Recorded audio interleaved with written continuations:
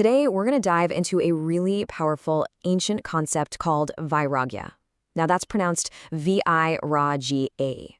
It's this incredible idea from Hindu philosophy that promises a path to, well, ultimate freedom, but not by changing the world around you, by changing the world inside you.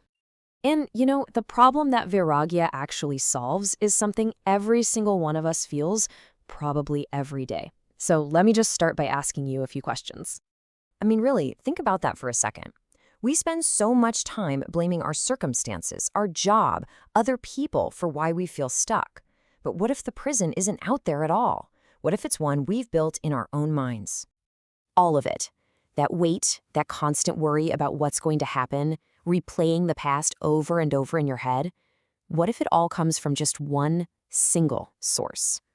Yeah, this is not some new trend. The solution has literally been a cornerstone of this philosophy for millennia, offering a path to what they call ultimate freedom.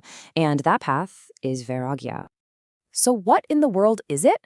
Well, you'll often hear it translated as detachment, but honestly, that word can be pretty misleading.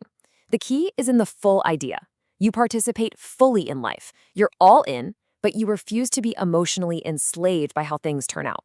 So you see, this isn't about being indifferent. It's about a much deeper, freer way of engaging with everything you do. To really get the power of this, we have to clear up some major misconceptions about what detachment actually means. This is where the whole idea kind of gets flipped on its head. We hear detachment and we think, oh, so I'm just supposed to not care about anything, be apathetic? But in reality, Vairagya is the path to total clarity. It actually lets you participate more fully, love more deeply, and act with way more sincerity, because your actions are no longer all clouded and twisted by a fear of the outcome. This is the core teaching, right here. It's from the Bhagavad Gita, where Krishna is speaking to the warrior Arjuna. Now, Arjuna is standing on a battlefield, literally paralyzed with anxiety over what's about to happen. And Krishna doesn't tell him, hey, just drop your weapons and walk away. No, he tells him to fight with everything he has, to perform his duty, but to release his attachment to whether he wins or loses. So the point isn't to stop caring. You absolutely still care. You still give it 100%. The shift is completely internal. You do your absolute best, and then you let go. You understand that your peace of mind doesn't depend on what happens next. To really see this principle in action, let's look at one of the most powerful stories about detachment from the ancient Hindu texts. So in this story, there's this very wise young man named Nachiketa, and he finds himself face to face with Yama, who is the embodiment of death and cosmic order. Yama is so impressed by this kid, he offers him 3 boons, basically 3 wishes. And Yama does not mess around. He offers Nachiketa literally everything you could possibly want in this world. Endless money, heavenly pleasures, anything he could ever want, and a long, comfortable life. The perfect life, right? But Nachiketa's response is just profound. He sees all these amazing gifts for what they are. Temporary. They're fleeting. He gets that clinging to them would only lead to pain when they eventually disappear. So he rejects it all. And instead, he asks for the one thing that is permanent, the knowledge that liberates the soul. That is Vairagya. Okay, so that's the philosophy, that's the story. But how do we actually bring this ancient wisdom into our modern, crazy lives? Well, it's simpler than you might think.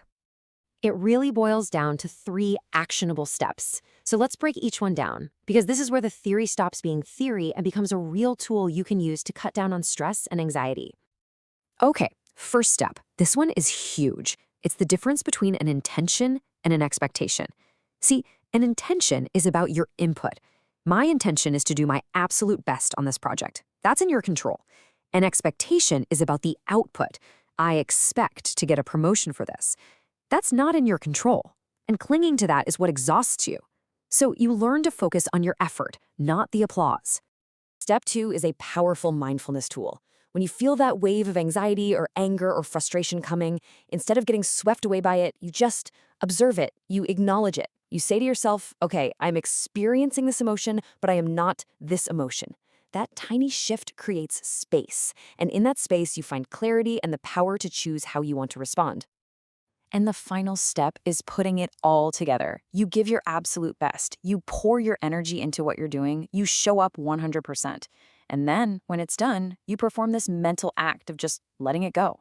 you release the result. This one habit completely short-circuits that what-if anxiety loop that causes so much of our daily stress. So, what's the payoff for practicing this? Why is this considered the ultimate freedom? Well, the benefits are pretty transformative. When you're no longer terrified of failure or desperate for a specific outcome, you become fearless. When you stop worrying about what everyone else thinks, you become truly authentic. Your mental energy isn't wasted on anxiety anymore, so you become incredibly focused.